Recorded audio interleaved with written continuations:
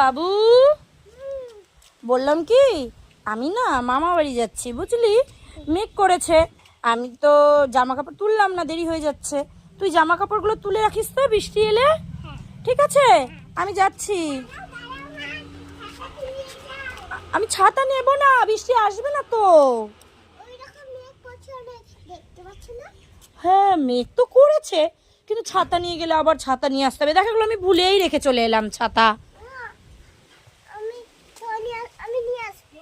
আচ্ছা ঠিক আছে, তাই দাও ছাতা এনে দাও।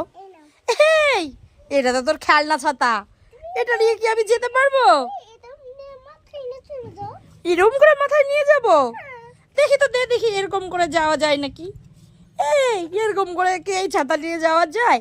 দেখো কি পাজি, আমায় বলছে ছাতা নিয়ে যেতে, কিন্তু ওর খেলনা ছাতা এনে আমাকে বলছে এটা নিয়ে যাও মামা বাড়ি। কি দুষ্টু, দেখো পালিয়ে গেল আমাকে ছাতা হাতে দিয়ে।